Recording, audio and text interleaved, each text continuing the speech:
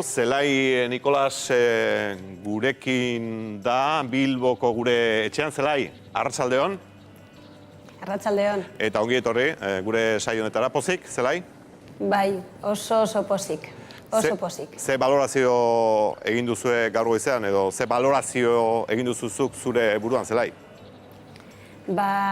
Lehenbizi lotu genuela katea. Eta 123 kilometro egin genituela, Durango eta Iruña artean eskutik helduta. Eta sentitu egin genuela, herritar bateko kide ginela. Eta guretzat hori oso importantea da. Izan ere, sentitzen zarenean, ikusten duzu ondoan nor daukasun. Eta sortzen dira konfiantza batzuk eta zaretu egiten zara eta indartu egiten da zeure konpromisua beste ondokoarekin eta azken finean demokraziarekin. Zelai, gaur atzokoari buruz irakurketak egiteko garaia da. Ez dakite parte hartu zutenei zerbait adierazi nahi diezun? Orain asko eta asko izango direlako ikusten, bai? Zorionak eman nahi dizkiogu, parte hartu zuten guztiei, antolatzaileei, 2500 pertsona baino gehiago ibili ginen lanean, eta dana urten zan primeran. Erakutsi genuen, Euskal Herrian zen nolako gaitasuna dagoen, gauzak antolatzeko, elkarrekin, jende diferenten artean, eta atzoko irudia izan zen zoragarria. Zelai, atzoko aldarria ez da aldarri abertzalea, aldarri demokratikoa baizik. Hori azpimarratu nahi izan duzue, bai aurretik eta baita gaur ere. Hala da. Erabakitzeko eskubidea beste herri batzuetan ere erabili izan da. Eta erabakitzeko eskubideak egiten duena da, herri batean etorkizunari begira proiektu diferenteak daudenean, baldintza berdinetan jarri danak eta bakoitzak defendatzeko aukera izatea berea. Horra heldu nahi dugu, hori da Maltzagako gune hori. Guk heldu nahi dugu herritarrak aukera ahal izatea, bere ordezkarien bitartez, bere eragileen bitartez, bakoitzak nahi duen proiektua defendatzera. Eta hortara heltzen garen bidea hori bide demokratikoa da. Hor, denek izango dute aukera, konstituzionalistak direnak, independentistak direnak, denek izango dute.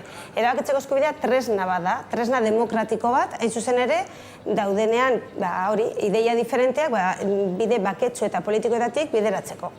Zelai Nikolas, eta orain galdera da, eta orain zer, zeintzuk dira urrengo urratsak? Lehenbizi hau zare bat da, hau herri dinamika bat da, eta beraz, egin behar duguna da, gure artean partekatu zer sentitu genuen, ze gauzak egin ditugun ondo, ze nolako gogoeta egin etorkizunari begira zaretutako herritar batzuk ze nolako ekarpen egin diezaioketen Euskal Herrian zabaltzen ari den giro berri honetan, eta nabarmendu nahiko nuke sortu dugun estilo alai eta poz honekin, iruditzen zaigu oso ondo, oso jarrera egokiarekin helduko diogula Euskal Herriko giro berri honetan. Eta Zelai Nikolas, ez dizu beldurrek ematen, adibidez alderdi politikoek kontrolatu nahi izango ote duten, mugimendu hau? Guk uste dugu gure lana osagarria dela beraien lanarekiko. Hain zuzen ere beraik monopolizatzen baldin bagaituzte gure izaera, gure ezaugarriak galdu egingo dira eta gure esku dago ekimen bat izango zen, baina ez zen lortuko.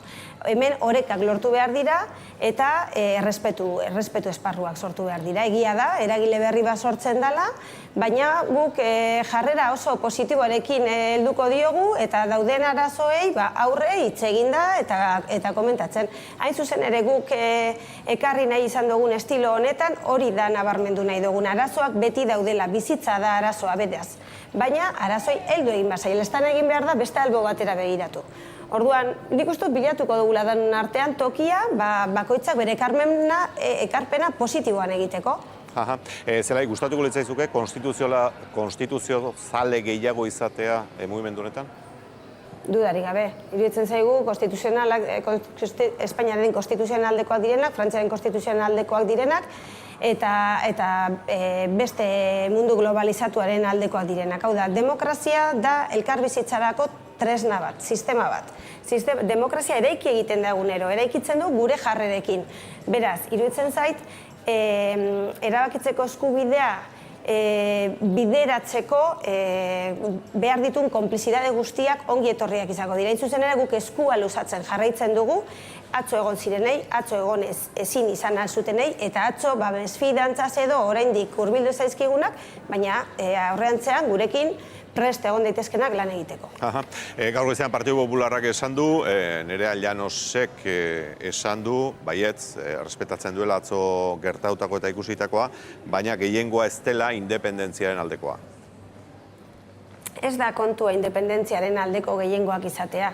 Akaso konstituzionalistak izan daitezke, edo monarkian aldekoak, edo errepublikazaleak, erabakitzeko eskubideak egiten duena da irudikatu zein den gehiengoa. Eta gehiengo hori, herri horretan, eraikiren zilegitasun demokratiko horrek lortuko du gainera, beste proiektuen aurrean gainditzea, baina demokratikoki inori ukatu gabe berea defendatu alizatea. Nik uste dut hor dagoelakakoa. Tresna juridiko bada, tresna bat sistema demokratikoetan erabiltzen denean. Eta herritarrek dugula hitza, azkenean demokrazia zer da, herritarrek gai publikoetan parte hartzeko sistema zuzen bat. Hain zuzen ere hau ari gara planteatzen, gaur egungo demokrazia ordezkatzaileek ez dituztelako behar bezala bideratzen herritarrek dauzkaten eskaerak edo eskakizunak. Iritzien errepasoa egiterakoan, Yolanda Bartzina, Nafarroko presidenteak atzo esandakoak gaur oso seinale dira. Zalantzari gabe entzungo zenuen, baina berriz ere ikusiko dugu Yolanda Bartzinak esandakoa.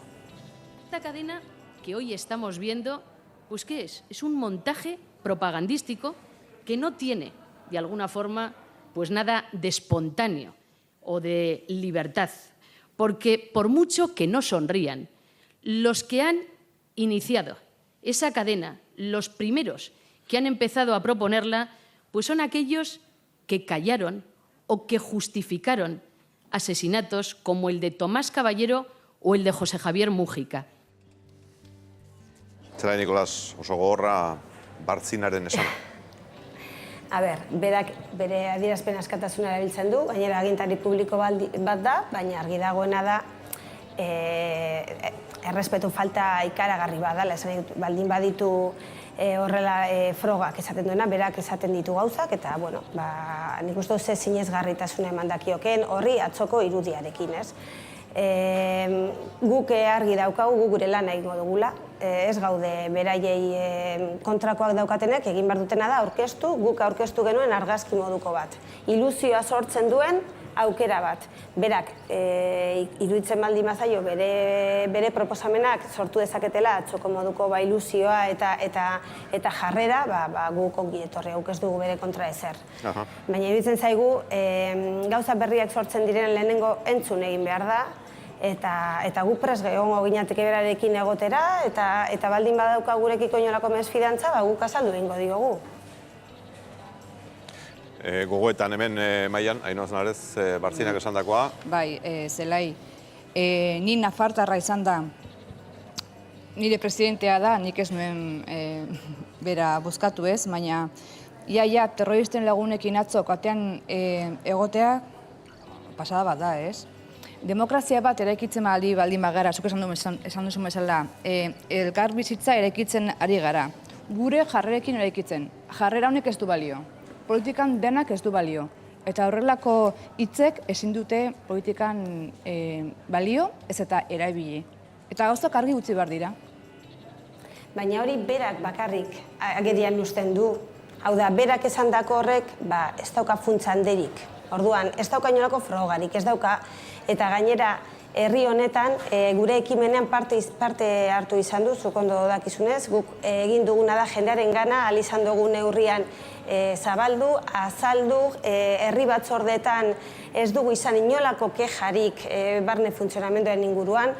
Orduan, esaten dira, guk zer egingo dugu, guk ez daukagu tresna askorik hemen esaten duguna baino, esateko ez gaudela konforme bera adierazpenekin. Berak esaten ditu, eta egongo da pertsona batzuk sinisten dutela, guk prest gaude azalpenak emateko hemen behar dituna, baina guk gure ere ikitzera goaz. Nik uste dut batzutan horrelako jarrek nahi dutena da guk kontra agertzea. eta ez dugu inoren kontra egin nahi, guk gurea. Eraiki behar dugu gure arteko konfiantzak, sortuko ditugu bermeak gure artean, ez horrelako adierazpenek, inolako funtsek ez daukatenak, agertzeko ari gara begiratzen ze sistemak egon daitezken. Baina guk ez daukagu indarri, gu gara herritar batzuk. Lan egiten dugu, seme-alabak ditugu, eta egiten duguna da gure denbora libera dedikatu herri ekimen positibo eta jarrera batzuk lantzeko, demokrazian aldeko jarrera batzuk lantzeko. Berak denbora gehiago dauka, baliabide gehiago, eta egiten baldin badu hori berak jakingo du zergatik egiten du. Nik uste dut, ni enau konbentzitzen berak esaten duena, eta nik espero dut, atzo egon ginen guztion artean ikusten da horrelako jarrerarik etzala egon. Orduan beti atzera begira egotea da, itzaki bat gaiari ez heltzeko. Hori da niri iruditzen zaidana herritar bezala. Baina ni nahi dudana da, berak adierazten baldin badu hori eta gainontzeko herritarrek sinesten baldin badiote, izango da. Guk beste alde batetik lan egingo dugu. Eta lan egingo dugu era positiboan, jarrerak. Eraiki nahi dugu gure herria. Hori da gurea. Ez da, Bartzinak esandakoaz apuntaren bat egin nahi duzuen? Oso latza dela. Hori da edo zer esatean, inportekoa da. Hori nolabait botatzen da eta dana da libre hemen. Edo zer esan daiteke. Eta lehen azpimarratu dugu, hain zuzen ere, ideologia desberdin askotako jendea bildu dela hor ekintza honetan, edo ekimen honetan, eta ez dakit, eta esperantza badela, eta aurrera begira, eta gainera nik azpimarratu dut baita ere, hori dela denontzako den ekimen bat. Orain, ados ez dagoenarentzako ere ekimen bat da oso garrantzitsua eta etorkizunean ondo etorriko zaiona, berari ere emango zaio aukera hor bai edo ez esateko. Beraz, denontzako da, eta nik uste dut hor oinarritzen dela kontua, ze printzipio hori esan dugu demokratikoa dela, printzipio universal bada, denontzako da, eta denok profitatu beharko genuke pixka bat kontua. Nik esan nahiko nuke, pargatu. Bai, Zelai, esan lasai.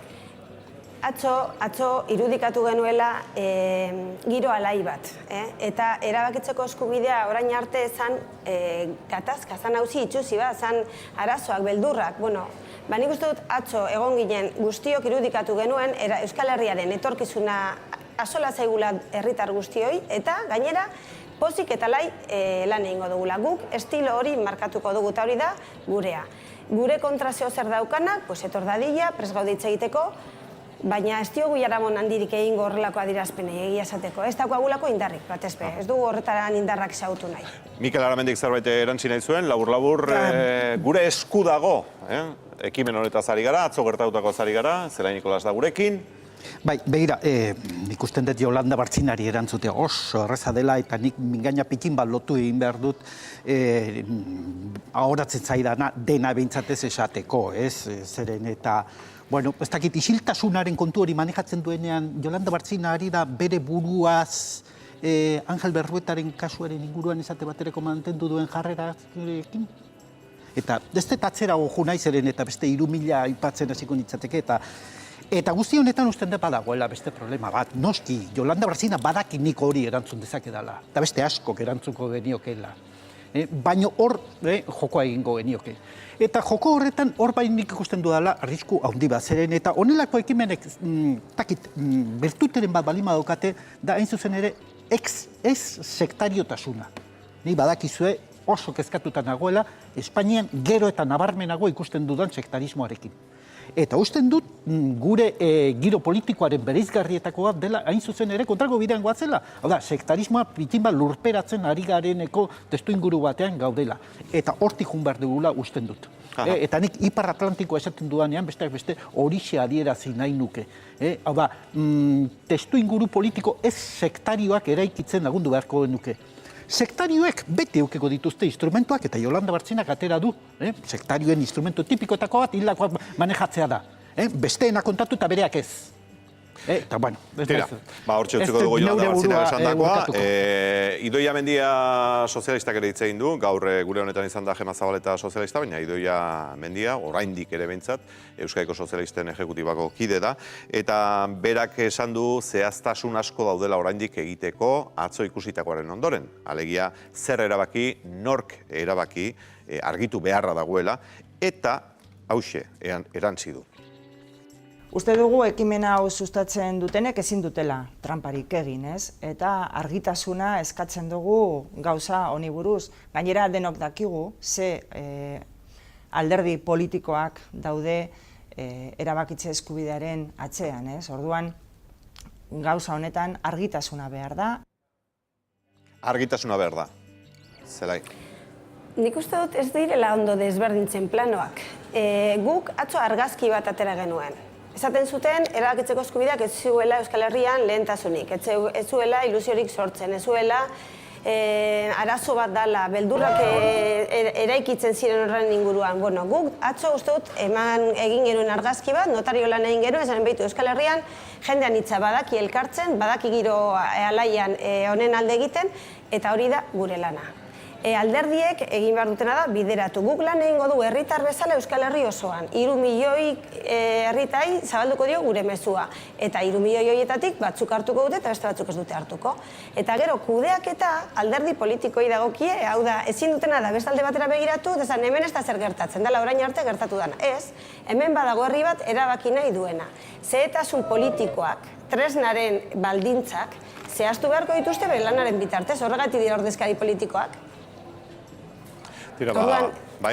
Guk argituko ditugu gure lanaren bitartez eta guk jarraituko du gure estiloan zabaltzen ekimena eta pedagogia egiten, erabakitzeko eskubidean inguruan sortu diren faltsukeriak eta ez zehaztasuna guk teknikoki dakigun aldetik mahai gainean ipiniko dugu, jakin da importantena dela borondatea. Herri honek erabaki nahi duela.